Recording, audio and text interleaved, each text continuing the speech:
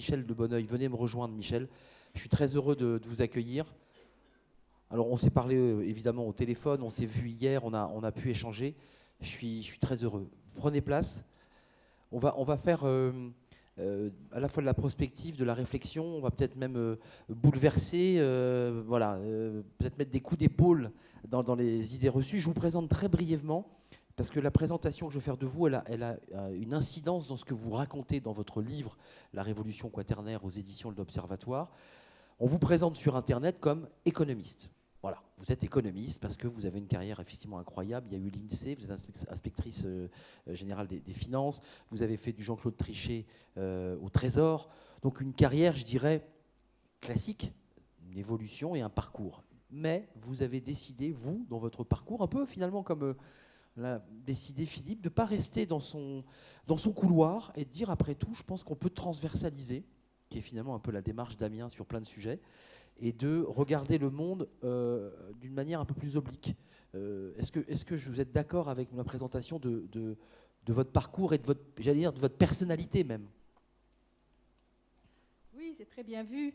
Et je voudrais commencer d'ailleurs, bonjour à tous, je suis très, très heureuse d'ouvrir cette journée. J'espère qu'on va faire le pont entre ce qui a été fait hier et ce qui va être dit maintenant, parce que je pense qu'effectivement, il y a énormément de points qui se renvoient. Donc, je voudrais commencer par une anecdote qui a été celle du début de ma carrière professionnelle. En fait, je dirigeais l'Observatoire économique de l'INSEE à Reims, et le mouvement ATD Quart Monde, qui vivait depuis 2 ou 3 générations dans une cité de transit avec des familles qui avaient été sédentarisées, devait admettre qu'ils n'arrivaient à rien avec ces gens très pauvres. Et donc, ils étaient venus me demander si on pouvait chiffrer le nombre de pauvres de façon à transformer leur action généreuse en une action politique. Et j'ai dû avouer qu'on n'avait pas de chiffres. Et j'ai dit, qu'à cela tienne, on va en faire. Et donc, j'étais toute jeune, toute seule dans mon coin, et on a fait une action collective, c'est-à-dire on a relié toutes les administrations qui avaient des chiffres, etc. Et on a fait ensemble ce chiffrage. Et la grande surprise, c'est que le directeur général de l'INSEE à l'époque, évidemment j'avais fait ça sans en référer à quiconque, et qui était nobélisable, et donc qui était pour moi une figure économique importante, au lieu de me dire vous n'auriez pas dû faire ça, etc., il m'a pris dans son bureau à côté de lui pendant 2 mois pour regarder le travail que j'avais fait et le publier dans une revue. Bon. Donc, si vous voulez, et à cette époque, les sociologues sont venus me voir en me disant mais il faut arrêter d'être économiste, votre travail c'est de la sociologie, il faut venir avec nous, etc. Et donc, si vous voulez, cette expérience première a été très importante parce que j'ai compris un peu tout ça. C'est-à-dire qu'on pouvait être économiste, mais rendre service à des gens sur le terrain en se regroupant ensemble, tout en faisant un travail de qualité, techniquement de qualité, etc. Bon. Alors, cette petite expérience est fondatrice quand même, je crois, de ce que j'ai pu faire après. Alors, la deuxième chose que je voudrais dire, c'est que je suis arrivée dans la vie professionnelle à une période où les économistes comprenaient ce qui se passait. C'est-à-dire on avait des modèles macroéconométriques testés sur le passé qui permettaient tellement bien de retracer ce qui se passait que lorsque je dirigeais la conjoncture à l'INSEE, le service de la conjoncture, on initialisait les prévisions économiques que l'on présentait à la presse après en faisant tourner ce modèle. C'est vous dire, c'était quand même incroyable, on comprenait. Avant les algorithmes. Avant les algorithmes, oui, avec des relations entre des variables. Mais bon, ce que je veux dire, c'est que j'ai connu cette période où on comprenait, où il y avait une représentation simplifiée qui permettait de comprendre et d'agir. C'est-à-dire, à l'époque, les politiques économiques étaient mises en œuvre, les politiques keynésiennes de relance, etc., ça marchait. Voilà. Donc, ça aussi, c'était très important. C'est-à-dire, je sais que ça peut exister, que ça a existé. Et donc, pourquoi ça n'existerait pas? Alors, une autre chose, parce que je pense que c'est un peu multiple pour essayer de comprendre les ingrédients pour proposer ce que je pense d'autres devraient aussi proposer, c'est que j'ai été entourée d'équipes extrêmement fortes au niveau économique, et donc qui m'a permis de maîtriser les outils de la matière. Très important, si vous ne maîtrisez pas vos outils, vous ne pouvez pas penser une autre représentation. Voilà. Donc, et puis, la dernière chose extrêmement importante que j'ai démarré, comme je vous l'ai dit déjà à Reims, c'est que j'ai toujours eu le souci de ce qui se passait sur le terrain. Voilà. Donc, j'ai réformé les enquêtes de conjoncture dans l'industrie, j'ai fait créer celles dans les services. Donc, si vous voulez, j'ai toujours visité des usines, regardé sur le terrain. Après, quand j'étais à la Banque Indo-Suez, je me suis promenée dans le monde entier. C'était l'ouverture des marchés en voie de développement. Donc, c'est vrai, j'ai eu une chance incroyable. J'ai eu une vie professionnelle dans laquelle j'ai pu allier la réflexion et le terrain. Voilà. Et donc, ce que ne peuvent faire en réalité ni les politiques nationaux, ni les économistes standards, c'est d'avoir ce qu'on appelle une base d'inférence, c'est-à-dire voir ce qui se passe de façon à pouvoir effectivement, avec des outils, pouvoir repenser quelque chose qui va permettre de donner une vision. Voilà, c'est ça le parcours. Votre livre, La Révolution quaternaire, on connaît l'ère quaternaire à l'école, donc c'est l'ère de la glaciation, la glace vient recouvrir la planète. Vous parlez de la Révolution quaternaire. Comment part cette réflexion et pourquoi vous avez appelé votre livre La Révolution quaternaire? Parce que c'est tout, je dirais, c'est la colonne vertébrale de votre pensée. Tout à fait. Alors, si vous voulez, à un moment donné, les représentations anciennes ne fonctionnaient plus. Et si vous voulez, ce qui s'est passé, c'est que des technologies génériques, celles qu'on appelle génériques, des technologies de l'information, sont arrivées. Et comme tout ce type de technologie, en fait, ça élargit le champ des possibles dans des dimensions tellement importantes qu'en fait, c'est une véritable révolution économique, sociologique, philosophique, tout est perturbé. Voilà. Et on a la chance de se trouver dans un moment de ce type. Et si vous voulez, ce que j'ai, le pari, la vision en réalité que j'ai eue à ce moment-là, c'est qu'on allait pouvoir satisfaire les besoins tout autrement. Voilà, satisfaire les besoins tout autrement. Et pourquoi ? Eh bien parce qu'au lieu d'acheter des biens, comme on le faisait jusqu'à présent, et de se déplacer dans des lieux dédiés pour avoir quelques services dans des cas extrêmes, vous voyez, quand on était malade, quand il fallait aller à l'école, quand vous voyez, les services, c'était quand même des choses exceptionnelles. Voilà. Service régalien, puisque c'est l'État qui et en prend en plus, charge. effectivement, régalien, non productif. Bon. Au lieu de faire ça, en fait, les technologies de l'information allaient nous permettre, par un traitement d'information, de mettre à notre disposition, là où nous en avons besoin, tout ce dont nous avons besoin. Voilà. Et donc ça, si vous voulez, c'est une rupture, j'insiste, parce que c'est ça la base. C'est-à-dire que nous sommes dans une autre façon de satisfaire les besoins qui n'est plus du tout la même que celle que nous avons connue, avec des biens et des services qui étaient le produit final, celui que le consommateur achetait. Aujourd'hui, le consommateur n'achètera plus, ou demain, n'achètera plus les biens et ne se déplacera plus pour avoir des services. Il achètera des nouveaux produits qui vont encapsuler les biens et les services, les dépasser. Et j'ai proposé d'appeler ces nouveaux produits que le consommateur allait acheter des solutions. Voilà. D'autres appellent ça... depuis hier, Michel. Comment ? Hier, on a entendu deux entreprises qui disaient... on ne les cite pas, mais elles sont là. On est là pour apporter des solutions. Voilà. C'est très intéressant. On en est là. On en est là. C'est-à-dire ce mot que pendant 10 ans... voilà. Maintenant, ça y est, il est partout. J'ai entendu Peugeot l'autre jour, il ne parle plus que de solutions, de bouquets de solutions. Donc le mot, il est passé parce qu'il y avait besoin d'un mot. C'est-à-dire que ce n'est pas pour le plaisir de faire des mots. Mais comment voulez-vous penser quelque chose si vous ne le nommez pas ? Voilà. Donc, voilà, ça s'est passé maintenant. Le quaternaire, c'est l'ère du numérique augmenté. Puisqu'on est dans l'ère du numérique, on est dans l'ère de la plateforme. C'est l'ère où le numérique transforme la façon de satisfaire les besoins et fait que nous n'allons plus acheter, le produit final n'est plus le bien et le service, mais un produit qui les encapsule et qui les dépasse et auquel on donne le nom de solution. Alors, qu'est-ce que c'est pour comprendre un petit peu ce que c'est que ça. Bon, tout à l'heure, Philippe Vasseur faisait référence à nos portables et à ce qu'il y a dessus. Tout ce qu'il y a dessus, toutes ces applications, ce sont des solutions. Voilà. Mais vous avez aussi la télésurveillance pour nos maisons, la téléassistance pour les personnes âgées, l'autopartage, toutes ces choses-là, ce ne sont pas des services. Vous voyez, les gens disent des services. Non, ce ne sont pas des services. En tout cas, et c'est tellement différent de la notion de service d'avant, ce sont des solutions. Voilà. Et donc, et de plus en plus, si vous voulez, ces solutions, le consommateur va les vouloir en bouquet. Voilà. Pour la mobilité, le consommateur ne va pas vouloir avoir la trottinette, la voiture, les vélos, etc. Il va vouloir avoir un bouquet de solutions en continu, avoir un accès. Il s'abonnera à une seule chose qui sera ce bouquet de solutions et qui lui permettra d'aller. L'idéal, ça serait par exemple, vous voyez, qu'ils puissent faire ça en Europe. Hein, voilà, un vrai projet européen, de faire une mobilité européenne de bouquets de solutions partagés. Bon. Donc, cette vision que je propose depuis un moment et qui est en train, je crois vraiment, de se mettre en place, c'est cette nouvelle façon de satisfaire les besoins où le consommateur achète des solutions. Alors,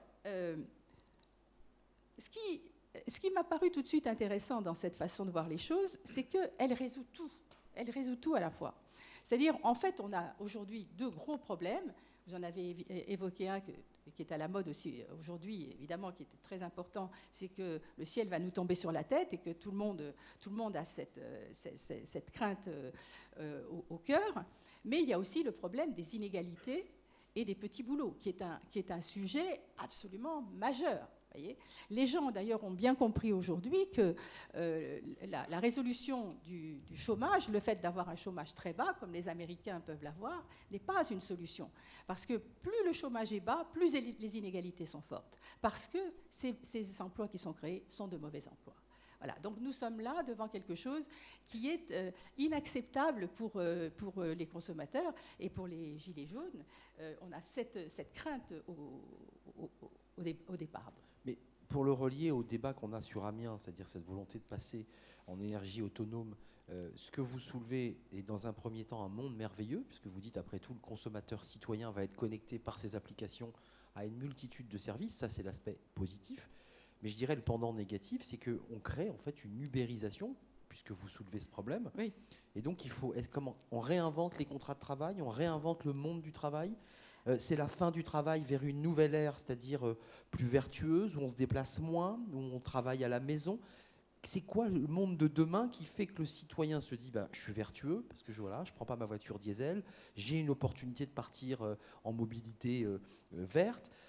Comment on fait là? Parce qu'on est un peu dans un carrefour douloureux. C'est vrai que ces garçons qui pédalent Deliveroo, pour ceux qui sont à Paris, effectivement, ils sont vertueux, ils pédalent, ils font pas de, ils ont un bilan carbone qui est très bon, mais en même temps, on voit bien qu'ils font grève parce que ils gagnent pas leur vie. Donc, comment on fait? Voilà, excusez-moi d'être un peu abrupt. Non, mais si, mais évidemment, c'est le cœur du sujet. Hein.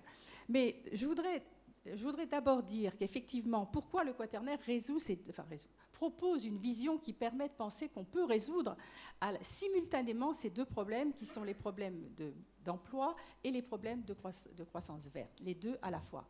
Parce que le fait de ne pas acheter les biens est en fait une façon endogène d'installer ce qu'on appelle la fonctionnalité et la circularité. C'est-à-dire, aujourd'hui,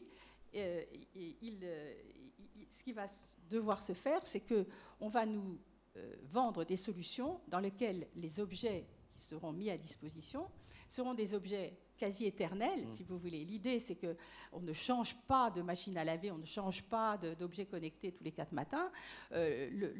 L'objectif du producteur de ces objets, c'est de faire des objets définitifs, un peu comme Peugeot faisait ses moulins à café définitifs. À poivre. Des moulins à poivre, pardon, définitifs. Bon, ça n'existe pas. Qui sont très beaux d'ailleurs, il faut le savoir. Voilà, donc, justement, il faut ça, des beaux objets durables, recyclables, dans lesquels l'obsolescence programmée n'existe plus. C'est des choses les plus simples possibles. Le but n'est pas que vous les abîmiez pour en acheter d'autres. Le but est que vous les gardiez le plus longtemps possible. Bon. Faire des entreprises de ce type, ce serait quelque chose de formidable, je trouve, en France. Dire, voilà, on va recréer des entreprises qui vont faire des machines à laver, des choses comme ça. Quand j'en parle à des gens comme Darty, avec lesquels je travaille beaucoup sur ces sujets-là, ils me disent, on n'a plus rien.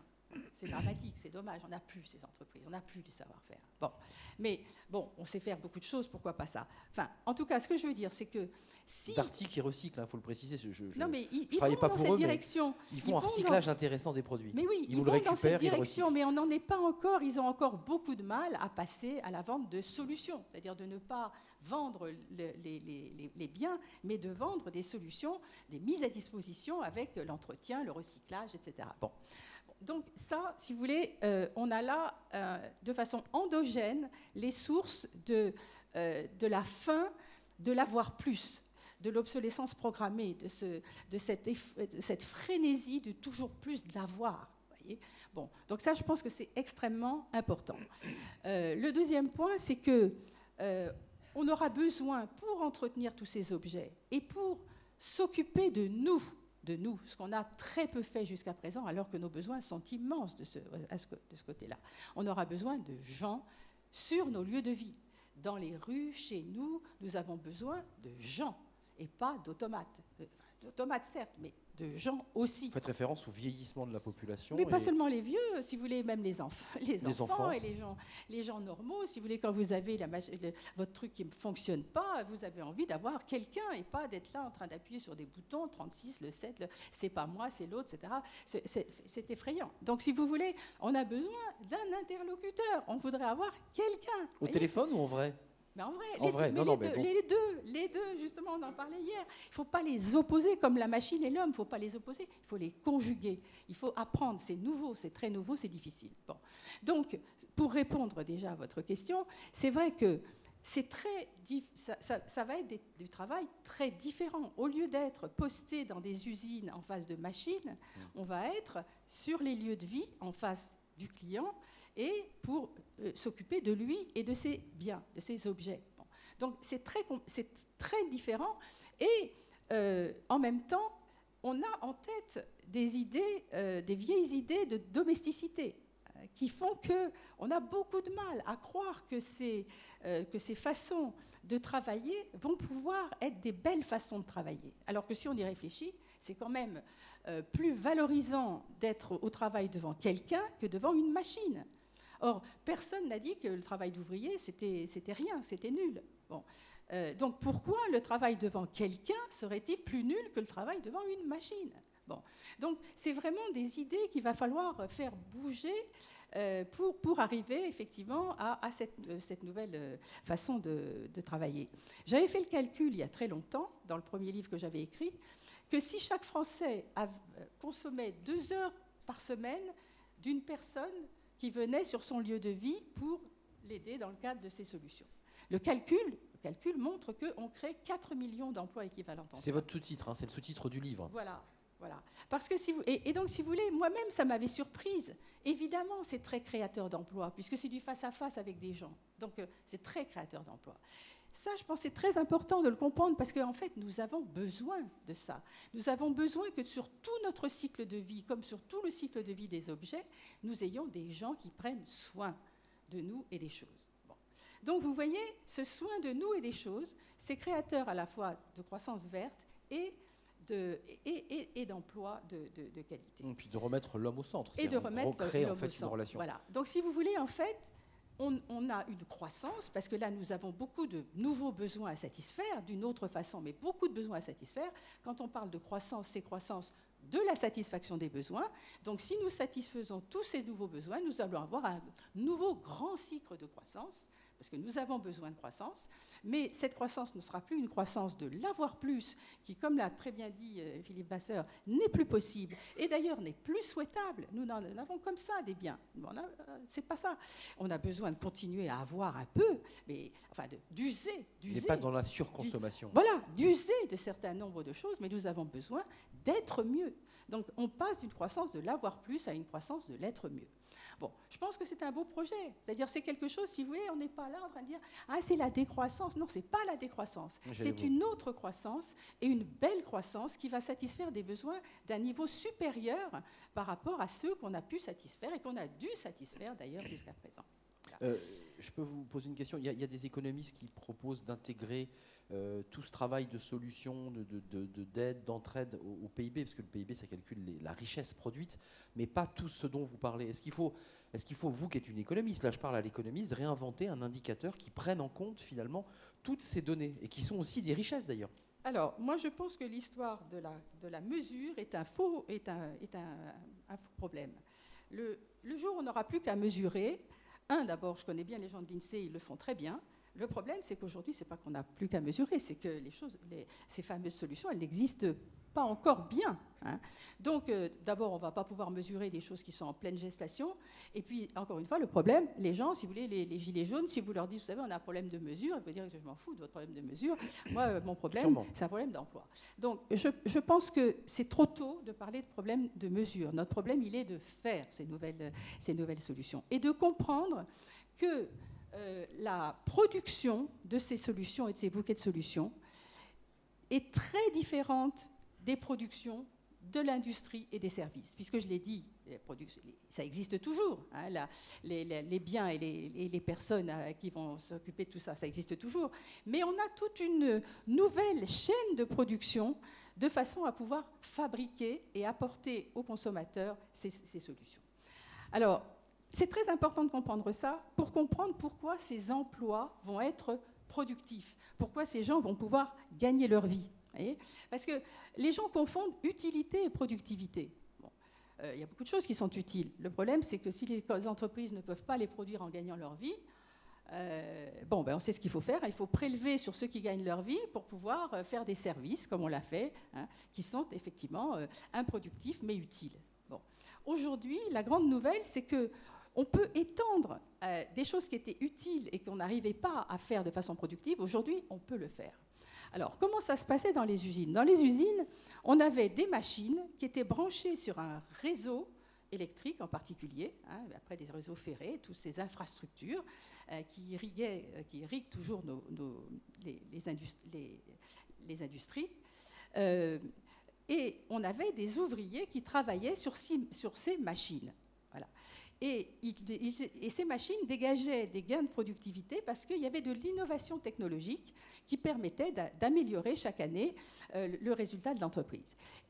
Et, chose très importante, les ouvriers étaient dans le rapport de force de négocier une partie des gains de productivité qu'ils contribuaient à créer. Très important.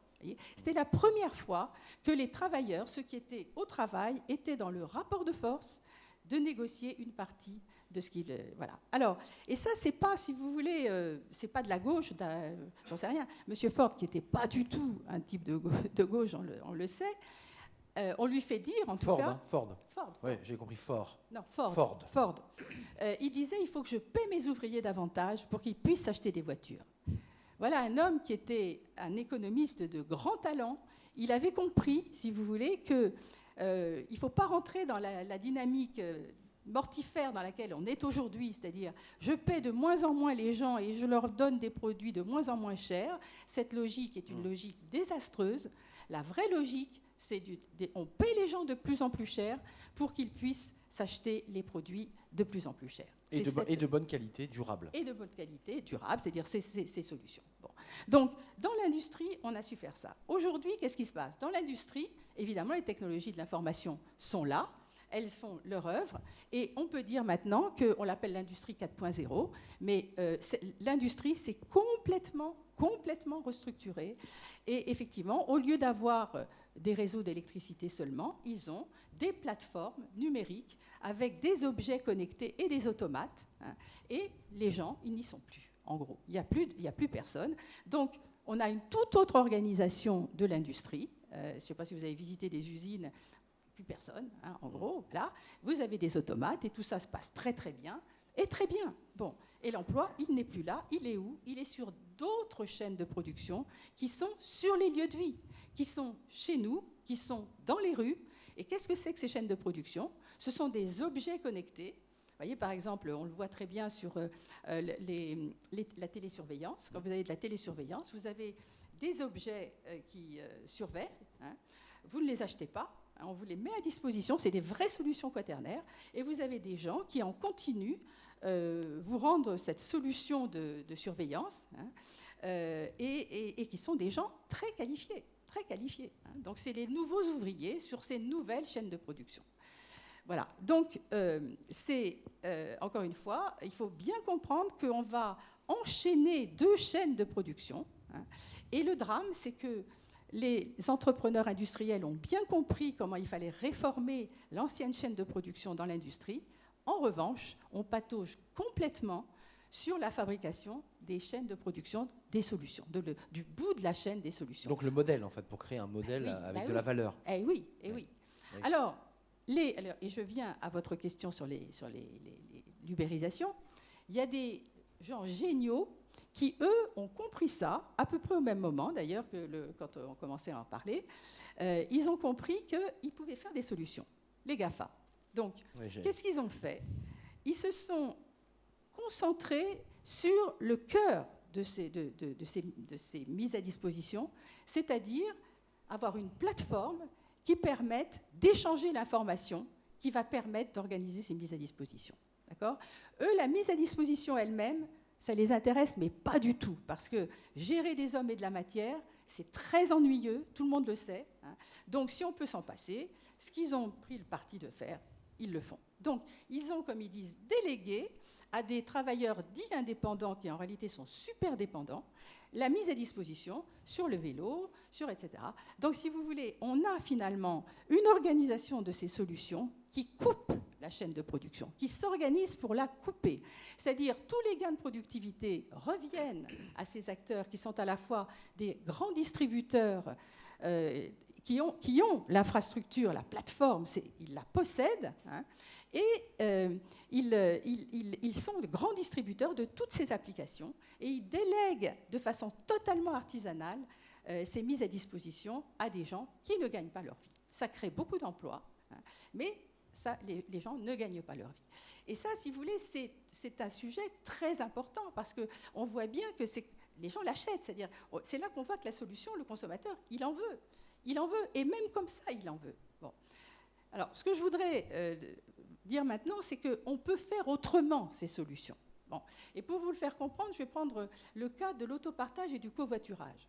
En gros, tout le monde se dit, ça, c'est du partage de voitures. Non, c'est très différent, parce que dans le covoiturage, on est dans le cas des GAFA, qui est effectivement avec des gens qui partagent leur voiture, qui est d'ailleurs leur propre voiture, voyez, dans des conditions effectivement de travail avec des travailleurs indépendants, etc. Bon, vraiment une organisation d'ubérisation. Et vous avez l'autopartage, où c'est M. Bolloré, par exemple, donc un entrepreneur qui achète les voitures, qui embauche des gens pour vous mettre ces voitures en bon état de fonctionnement là où vous en avez besoin. Bon. Dans ce cas-là, la chaîne de production n'est pas rompue, elle est réconciliée. Vous avez des travailleurs qui sont dans le rapport de force d'être payés comme des salariés normaux d'une entreprise de M. Bolloré. Voilà. Bon. Alors, qui ont un contrat de travail. Qui ne sont pas auto-entrepreneurs. Voilà. Donc, si vous voulez, on voit bien que ce n'est pas parce qu'on parle de solutions qu'on est obligé de parler d'ubérisation et de mauvais boulot. Voilà. Il y a des façons d'organiser tout ça qui permettent que ce soit du bon travail. Et ce qui est très intéressant, c'est qu'on voit fleurir des choses comme Lime, c'est-à-dire les trottinettes. Enfin, il y en a plein. On voit fleurir ces même. Trop, évidemment. Trop. C'est toujours cette... voilà. Bon. Mais en tout cas, ce qui est intéressant, c'est que ces acteurs-là fabriquent des objets et sont dans la logique de faire très attention, c'est-à-dire ils sont recyclables, ils essaient de faire en sorte que ce soit pas qu'il y ait une organisation dans les villes pour que ça se passe bien, etc. Donc on a des nouveaux acteurs. Non, mais de loin, de très loin quand même. Oui, c'est un tout petit peu mieux que les gens qui livrent à vélo ou que le. Oui, ce que je veux dire, c'est que c'est quand même en train de bouger. Bolloré à Paris, ça n'a pas marché, mais à Lyon, ça continue à marcher, etc. Donc, ce que je veux dire, c'est que, puis le temps passe, donc il faut aller vite. Allez-y, on a du temps. On est en train d'entrer dans une période dans laquelle vont fleurir énormément de ces solutions, qui vont de plus en plus résoudre ce problème de la coupure de la chaîne de production. Et le nouveau problème qui va arriver, c'est que le consommateur veut des bouquets de solutions. Donc il va falloir enchaîner toutes ces solutions. Mais qui appartiennent à des entreprises différentes. À des entreprises différentes. Voilà. Et ça, c'est très compliqué. Une question, Michel Dubonneuil, importante, puisque vous êtes sur les plateformes. On a compris que entre le groupe Accor, qui a des salariés qui nettoient les lits, qui fait le ménage, qui organise et qui accueille, et la plateforme Airbnb, pour ne pas la citer, bah, évidemment, ça n'a pas le même coût. L'un n'a pas de salariés, l'autre en a 3 000, 10 000, 50 000, je ne sais pas. La question des GAFA, j'imagine que vous traitez cette question dans votre livre, qui pose un problème de démocratie. Qui possède le pouvoir? Si aujourd'hui, évidemment, l'ensemble des données est capté par 4 ou 5 leaders mondiaux, la démocratie, notre liberté de citoyen, toutes ces questions-là, au-delà des solutions qui nous améliorent la vie, elle est quand même fondamentalement posée quand même. C'est-à-dire, aujourd'hui, on est quoi? On est un consommateur citoyen, on est un consommateur connecté dont nos données médicales, personnelles sont captées par Google et Facebook. C'est très inquiétant quand même ça. Absolument. C'est-à-dire, on est à la croisée des chemins. C'est-à-dire, soit les GAFA vont continuer, évidemment, ils vont essayer en tout cas, d'être ces grands distributeurs de ces bouquets de solutions. Et à ce moment-là, ils vont les organiser comme ils peuvent le faire vu leur business model, c'est-à-dire eux, encore une fois, ils ne vont pas s'embêter à gérer tout ça. Donc, il faut qu'il y ait le moins possible de matière et de travailleurs dans cet aval. Donc, évidemment, ce qu'ils vont faire, c'est des objets autonomes. Hein, c'est Tesla. D'ailleurs, on le voit arriver gros comme une maison. C'est-à-dire qu'ils vont, eux, ce qu'ils veulent, c'est gérer des objets autonomes. Hein, voilà. Puis les objets autonomes, alors, d'ailleurs, Tesla, ça va être une grande entreprise qui va le produire de façon qui peut être une bonne façon avec du recyclage, etc. Donc il y aura des aspects très positifs avec ça. Mais il y aura le moins possible d'hommes. C'est-à-dire que leur obsession, ça sera de remplacer au maximum l'homme, et ils auront tout ce qu'il faut pour le faire, puisqu'ils captent toutes ces données qui vont leur permettre de faire de l'intelligence artificielle dans la direction où ils voudront le faire, c'est-à-dire dans une direction d'élimination systématique et totale, la plus totale possible de l'homme. Permettez-moi, c'est inquiétant, puisque notre planète va en augmentation de population, il va quand même falloir occuper ou inventer, encore une fois, le monde, l'acte 2 du travail. Voilà. C'est soit la fin du travail et on est dans l'ère du loisir. Voilà. Il faut vivre. Si vous voulez, là, ce qui ne va pas fondamentalement chez les GAFA, c'est qu'ils ont la propriété de la nouvelle infrastructure que sont les plateformes. Ben oui. Voilà. Et donc, ça, c'est quelque chose qu'on n'a jamais accepté par le passé. Ça s'appelle les infrastructures. Ce sont le réseau appartenait à l'État auparavant. Voilà. Alors, à l'État, où on les cassait. C'est-à-dire qu'on avait conscience, les économistes montraient, mais ce n'est pas compliqué de le comprendre comme ça, ce sont des morceaux des chaînes de production qui sont utiles à tous les consommateurs et à tous les producteurs. Vous voyez, les réseaux d'électricité, toutes les entreprises branchaient leurs machines dessus et tous les consommateurs branchaient les objets qui étaient fabriqués par ces machines dessus. Donc, c'est des objets absolument fondamentaux dans la mise en place de ces nouveaux produits de consommation courante. Eh bien, évidemment, ce sont des coûts énorme. Voilà. Donc, on voit bien que le plus efficace, c'est qu'il n'y en ait qu'un, pour que tout le monde puisse se brancher partout avec les mêmes normes, etc. Bon. Mais si vous n'en faites qu'un, ça s'appelle un monopole naturel. D'accord ? Et donc, on montre, c'est quand même assez facile à montrer, que ce n'est pas idéal pour le consommateur. Parce que le monopole, il fait un peu ce qu'il veut, etc. Donc, Google, c'est un monopole, en quelque sorte. C'est un monopole mondial. Ou quasi, c'est pas tout à fait des monopoles, parce qu'il y en a 3 ou 4, mais c'est mondial, donc c'est plus diabolique encore que tous les monopoles qu'on n'a jamais connus. Simplement, alors ça a tous les avantages, effectivement, de pouvoir démarrer les solutions à toute vitesse, hein, sous la forme... donc ça, c'est le côté positif. Mais le côté négatif, c'est encore une fois, ce sont des monopoles et qu'on ne sait pas ni les casser, comme l'avaient fait les Américains autrefois, ni les rendre publics, comme on avait fait en Europe. Voilà. Et on ne saura jamais le faire. Parce qu'on n'arrête pas des gens qui ont la technologie générique et qui avancent. Voilà, on ne les arrête pas. On l'a vu avec les financiers. Moi, je l'ai vécu avec les financiers. On ne les arrête pas. Parce que si vous voulez, quand vous voulez faire des règles, des normes, les contraindre, ils vous racontent ce qu'ils veulent. Ils vous racontent ce qu'ils veulent. Ils vous disent, là, je suis dangereux, alors que c'est là qu'ils le sont. Et donc, vous faites des réglementations là. Pendant ce temps, ils sont en train de développer. Bon. Donc, cette voie, à mon avis, n'est pas la bonne voie. En revanche, je pense qu'il existe une voie qui est de s'organiser pour avoir des plateformes d'une autre nature. Par exemple, qui pourrait être au niveau européen, et ça serait quand même beaucoup plus malin que d'essayer de singer, d'ailleurs ce qu'on n'arrivera pas à faire, les plateformes des GAFA ou leur équivalent chinois, des plateformes qui ne soient pas appropriées par des acteurs privés.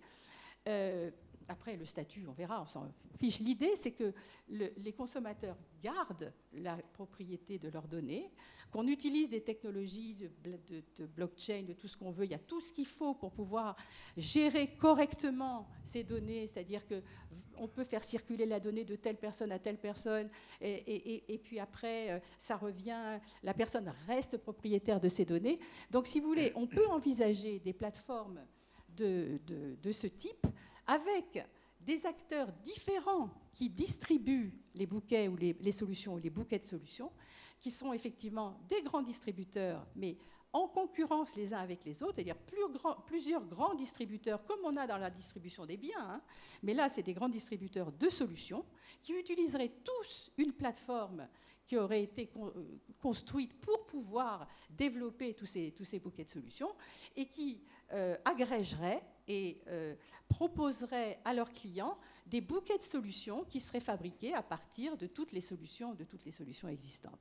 Et on aurait là un complément. Non, on ne va pas tuer les GAFA, d'ailleurs ils nous rendent service dans certains cas. Ce qu'il faut, c'est les empêcher d'aller trop loin dans la direction où ils vont. Il faut un contrepoids qui permette de gérer la place de l'homme et de la nature, c'est-à-dire vraiment des gens pour lesquels le sujet, c'est la place de l'homme et la conservation de cette nature, voilà, et à côté de gens dont le business model, par définition, s'en fiche complètement. Voilà. Donc, si on a ces deux modes d'organisation, puisque ce sont deux modes d'organisation, encore une fois, avec, dans un cas, des grands distributeurs propriétaires de leur plateforme mondiale, qui mettent à disposition le pauvre consommateur qui va taper sur ces machins pour avoir des bouquets tout faits ou des robots qui s'occupent de tout ça. Et puis, d'un autre côté, des grands distributeurs qui vont être l'interlocuteur du consommateur et qui vont proposer des solutions dans lesquelles il y aura à la fois de l'homme et de la protection de ces objets qui auront été conçus pour être les plus durables possibles. Et il me semble que ceci est tout à fait de nature à faire un vrai contrepoids au GAFA. Parce que le consommateur, il choisira. Alors certains me disent, mais les jeunes, ils vont tous choisir les solutions de GAFA. Eh bien, s'ils choisissent tous ça, moi je suis démocrate, je dis, la messe est dite, il n'y aura plus qu'à mourir pour ceux qui sont trop vieux jeux et qui ont envie d'autre chose. En attendant, je pense que ce n'est pas le cas, même pour les jeunes. Et je pense de toute façon qu'on a besoin d'une transition, parce que même si on doit aller vers de l'automatisation à outrance, des robots, tout ce qu'on veut dans ce sens-là, qui va remplacer l'homme, de toute façon, plus on va mettre de temps pour faire ça, plus on a de chances que ce soit fait de façon la moins horrible possible pour l'homme. Donc, dans tous les cas, je pense que cette vision de solutions quaternaires, de bouquets de solutions quaternaires avec cette organisation autour de plateformes non appropriées est quelque chose qui peut avoir tout à fait sa place et son intérêt. Donc, le numérique peut être bon pour la planète et pour l'homme. Il peut être avant bon, effectivement. Disons que le numérique. Aujourd'hui, c'est pas ce qu'on entend. C'est qu'on est désapproprié, on perd notre liberté, on est contrôlé, on est surveillé. Et pourtant, c'est un outil qu'on utilise tous les jours, sans trop se soucier d'ailleurs de ce qu'on va chercher et où vont nos données. Oui, parce que ce que les gens comprennent, enfin, ce qui est compliqué, c'est qu'une technologie, c'est un outil. C'est un outil. Voilà. Donc un outil, vous en faites ce que vous voulez. Du bien, du mal, un truc à moitié bien, à moitié mal, vous en faites ce que vous voulez. Mais je pense au Brexit, je pense aux données, les 50 millions de données achetées pour influencer les votants au Brexit. Il y a une multitude de situations aujourd'hui qui percutent la démocratie. Oui, mais je veux dire, c'est un vrai sujet. Oui, mais si vous voulez, je crois que la meilleure façon, en tout cas, de gérer ça, c'est d'avoir des citoyens qui travaillent, qui voient que l'avenir n'est pas noir, qu'il peut se passer des choses intéressantes, qui sont des gens qui gagnent leur vie, qui peuvent penser, auxquels on peut apprendre des choses et leur faire comprendre des choses, en fait, c'est la seule façon d'éviter que des acteurs qui sont toujours là viennent raconter des histoires simplistes à des gens complètement désorientés, en leur racontant qu'il y a des coupables, quels qu'ils soient, de leur situation douloureuse. Et ça marche toujours. Donc, si vous voulez, le Brexit, le Trump, c'est Facebook, voilà. tous ces nouveaux gens d'extrême droite qui arrivent, c'est le résultat de cette situation dans laquelle le consommateur est désespéré et cherche en fait un coupable. Parce que quand le gouvernement ne peut plus rien, si vous voulez, il faut quand même bien que ces gens-là fassent quelque chose. Donc, si on veut... je pense justement que le fait de redonner une vision, cette vision d'espoir en disant regardez, on n'est pas fichu, on peut faire quelque chose de très tentant. Alors que c'est vrai qu'aujourd'hui, on n'est absolument pas dans cette situation et que les gens sont dans la désespérance. Et ce qui est intéressant aussi de voir, c'est que c'est le sujet que vous avez aussi abordé, qui est les gouvernements aujourd'hui, au lieu de s'attacher à proposer des nouvelles visions d'espoir aux concitoyens, en fait, ils s'attachent à faire des réformes punitives, en gros. Donc, si vous voulez, les gens, ils sont déjà complètement désorientés, ils ne savent pas où donner de la tête, ils ne comprennent plus rien. Et vous leur dites, en plus de tout ça, vous allez travailler 2 ans de plus. Quand vous parlez aux gens, vous avez dû le faire comme moi, les gens qui ne veulent pas de cette réforme des retraites, ce n'est pas parce qu'ils ne veulent pas travailler plus longtemps, c'est parce qu'ils ont peur de ne pas trouver du travail pour travailler plus longtemps. Pour la majorité d'entre eux, c'est ça. C'est cette angoisse, si vous voulez. Et ils arrivent à 60 ans, ils disent encore 2 ans à tirer, ça va tenir, mon entreprise, je vais pouvoir m'y maintenir pendant 2 ans de plus, etc. Vous leur dites, il va falloir rajouter 2 ans, et c'est l'angoisse, vous voyez. Donc, ces réformes nécessaires, je ne dis pas qu'elles ne sont pas nécessaires, toutes ces réformes, elles sont nécessaires, mais il faut les accompagner d'une vision d'espoir pour dire aux gens, voyez, vous allez avoir du travail. Et à ce moment-là, ils vont accepter de travailler plus longtemps. Donc, il faut compléter ces réformes. De même, sur le revenu universel. Bon, le revenu universel, c'est un sujet à ne pas aborder parce qu'il est inabordable dans un cadre où il n'y a pas le plein emploi. Autant s'il y a le plein emploi, c'est un sujet très intéressant. Très intéressant, on peut dire énormément de choses très, très, très stimulantes sur ce sujet. Mais quand il n'y a pas de plein emploi, c'est un sujet on ne peut prendre que des coups. Parce qu'il y a ceux qui vont être à fond pour, ceux qui sont à fond contre. Oui, qui renvoie quand même à la fin du travail, enfin à l'idée que c'est plus le travail salarié d'un seul emploi pendant 40 ans.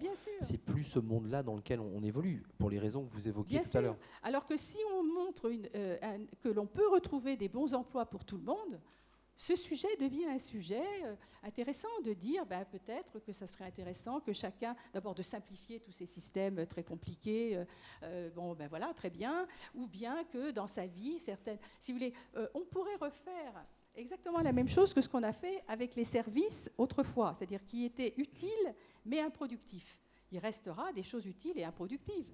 Par exemple, que les gens aillent propriéfier les plages, des choses comme ça. Bon, c'est utile, c'est pas productif. Bon, on peut très bien imaginer qu'il y a un nouveau secteur d'activité qui se crée une fois qu'on aura créé ce grand secteur de solutions et de bouquets de solutions productives. On pourra prélever de l'argent sur tous ces gens qui auront gagné de l'argent pour financer des choses utiles et improductives. Donc, il y a la question de la redistribution qui est quand même posée à travers ce que vous dites, c'est-à-dire comment on redistribue. Vous m'autorisez à me tourner vers la salle et savoir, il nous reste 5 minutes, donc c'est assez court, mais c'est très long 5 minutes. Au temps de Google, 5 minutes, c'est l'éternité. Des questions peut-être dans la salle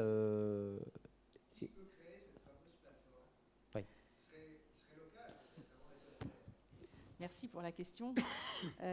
Évidemment, c'est évidemment ce que j'aurais envie de dire ici.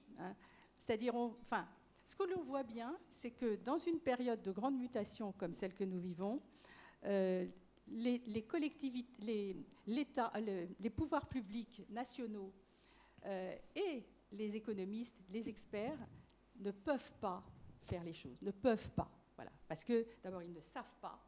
Et et puis, ça ne naît pas de rien. On ne peut pas parler de choses sans que ça s'ancre dans une réalité. Donc les seuls qui peuvent vraiment commencer quelque chose, c'est sur le terrain, exactement ce que vous avez décrit, c'est-à-dire des acteurs qui se regroupent tous pour repenser toute l'organisation économique, sociale, environnementale. C'est ça. Et effectivement, ce que j'ai essayé de vous montrer, qu'au cœur de cette reconstruction, un des éléments centraux, c'est cette plateforme alternative. Voilà. Et je pense qu'en effet, il faudrait des endroits où on commence à penser ça avec les acteurs de terrain, par exemple au niveau de la mobilité, puisque si on veut faire des solutions un bouquet de solutions de mobilité, comment on le fait, comment on peut s'organiser, peut-être certainement même en connexion avec d'autres villes, que chacun ne réinvente pas l'eau tiède, parce que le problème de ces infrastructures, c'est que chacun réinvente l'eau tiède, comme le faisait M. Ford dans son usine, qui faisait son électricité, son chemin de fer, etc. Et on met 100 ans à démolir et à recommencer, vous voyez, à 2, à 4, à 6, etc.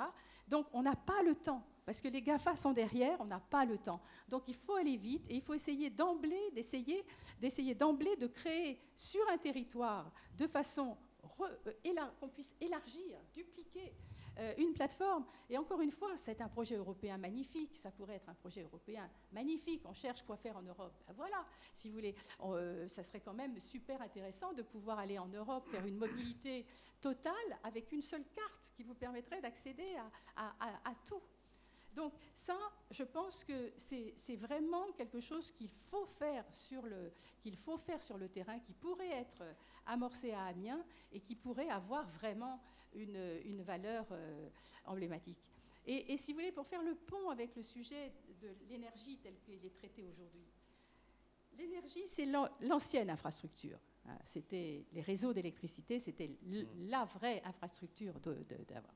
Et si vous voulez, ce qui est très intéressant et qui a été le sujet traité toute la journée hier et aujourd'hui sans doute aussi, c'est le fait que cette infrastructure elle-même est complètement repensée avec les technologies numériques. C'était tout le sujet d'hier. Et un réseau remplace un réseau, mais l'ancien réseau reste toujours. On a toujours le réseau électrique. Alors, vous savez, même ce qui est intéressant, c'est qu'on voit bien que ça devient presque plus un réseau. Si chaque consommateur, on voit bien là le lieu de vie qui revient là tout le temps, si chaque consommateur peut se faire son électricité, en donner, en reprendre, etc., finalement, le vrai réseau, c'est la plateforme qui va faire circuler l'information. C'est celle-là, la vraie plateforme. Qui va venir supplanter le réseau ancien. Se greffer sur la plateforme ancienne. Donc, finalement, si vous voulez, ce qu'on voit bien, c'est que même pour penser cette réforme du réseau énergétique et de la transition énergétique, eh bien, il y a derrière ces problèmes de plateforme. Alors, ce que je disais au début, on le retrouve là, c'est que les industriels, y compris ceux de l'énergie, évidemment, ont compris que ces plateformes devaient être repensées avec le numérique. Donc, ils le font, chacun pour eux. Moi, je vois Airbus, Peugeot, etc. Tous ces industriels, ils sont en train de faire leur plateforme. Bon. Airbus, d'ailleurs, de façon extrêmement intéressante, ils ont relié tous les acteurs de l'air, y compris les aéroports, les compagnies aériennes. Et sur leur plateforme, ils ont tous ces acteurs qui tournent autour des avions. Ce qui est déjà, vous voyez, un bouquet. Voilà. Vous avez aussi, chez Peugeot, etc., eux, ils ont fait une connexion avec tous leurs sous-traitants, avec tous les surtraitants. Bon. Donc, ils font des économies de 40% de coûts qui est économisé.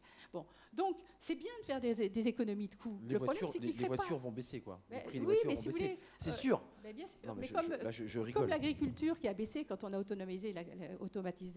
mécanisé l'agriculture.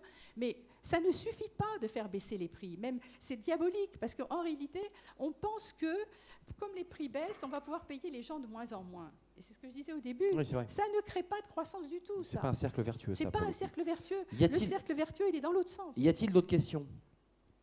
Ou n'y a-t-il pas d'autres questions? Monsieur. Alors, vous avez une hôtesse qui va vous apporter un micro, vous pouvez la poser a cappella, ce qui est une autre formule. Attendez le micro. Présentez-vous.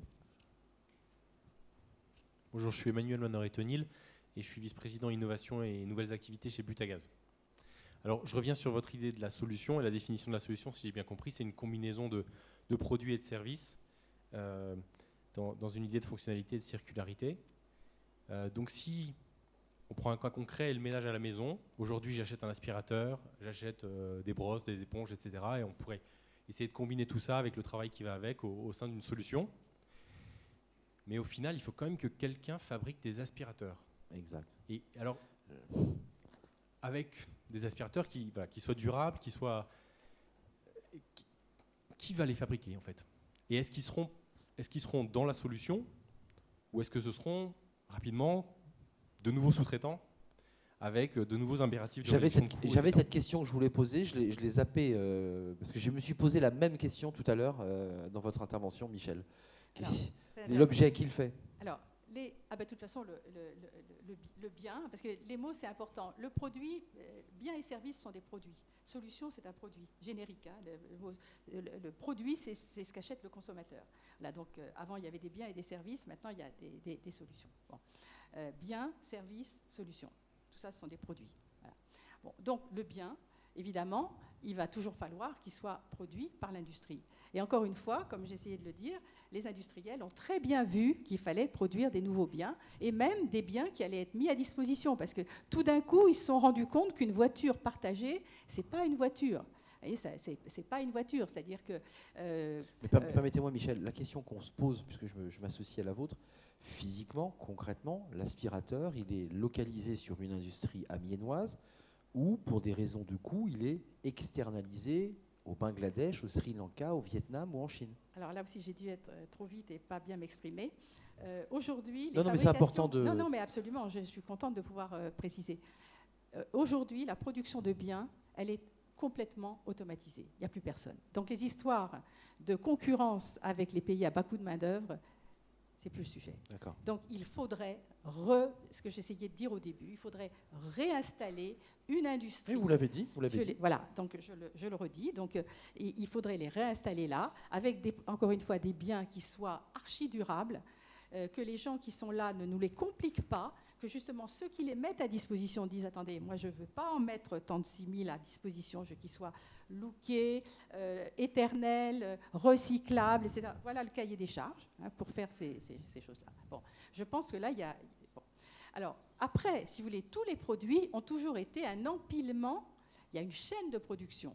Donc, vous avez des gens qui vont chercher le minerai, ceux qui fabriquent les tôles, ceux qui fabriquent, etc. Donc, il y a toujours eu, pour fabriquer les biens, déjà, on avait toute une chaîne avec des sous-traitants, ce qu'on appelait les sous-traitants, parce qu'évidemment, ceux qui sont en haut de la chaîne considèrent que ceux qui sont en bas, ils peuvent les sous-traiter. Hein, ouais, c'est toujours le terme est très évocateur. Hein.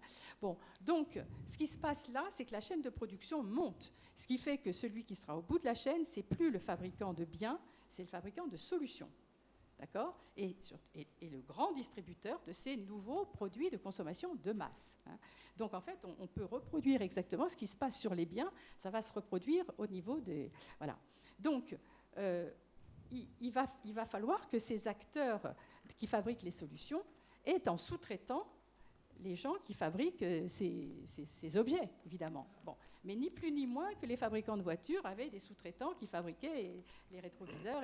C'est exactement la même chose. Donc ça part de la solution, c'est la solution qui va... C'est la solution qui sera en haut. C'est important. Alors, que... Et ce qui est intéressant quand même, c'est qu'on a aujourd'hui des technologies comme la blockchain qui permettent d'éviter qu'un acteur soit dominant par rapport aux autres.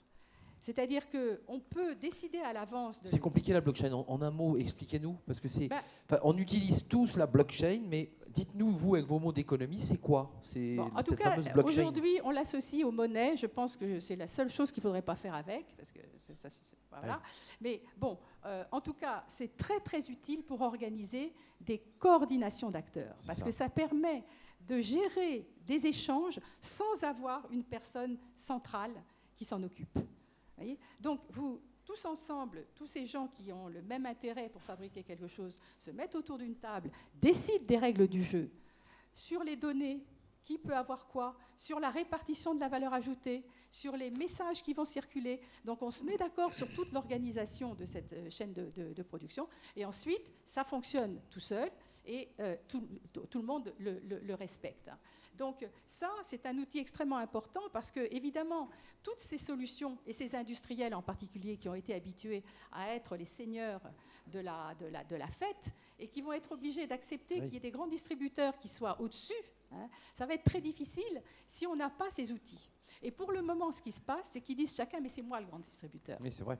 Voilà. Il y a une tension. Donc, voilà, simplement, c'est pas vrai. Il y a des métiers. Il faut structurer ces chaînes de production. Il faut que chacun accepte un métier, que certains disent, ben voilà, moi, les grands distributeurs de bouquets de solutions, ça n'a jamais existé. Moi, ça va être mon métier. Voilà. Et il y en aura plusieurs. Donc là, vous créez un nouveau métier ici. De nouveaux métiers. C'est quelqu'un qui voilà. soit en Et les autres qui vont solution. dire, moi, je reste fabricant de solutions. Et d'autres qui vont dire, moi, je reste fabricant des biens qui vont faire ces solutions. Donc, il faut redéployer avec un niveau supplémentaire qui est des chaînes de production sur les lieux de vie. Donc, ce n'est pas rien. Et c'est ça qu'aujourd'hui, personne ne veut voir, sauf les GAFA. Et donc, vous inquiétez pas. C'est une inversion de... Ils vont tout ratisser On est à front renversé. à leur manière, alors qu'on peut très bien faire quelque chose de complémentaire. Merci Michel de Bonneuil. L'ère quaternaire, édition de l'Observatoire. C'est bien sûr, la révolution quaternaire. Oui, Philippe suit attentivement mes mots. C'était passionnant parce que vous inversez, finalement on est à front renversé, vous offrez un autre modèle. Votre livre d'ailleurs, je crois, est à disposition à minima sur les plateformes que je ne citerai pas, et chez les meilleurs libraires. Merci Michel de Bonneuil.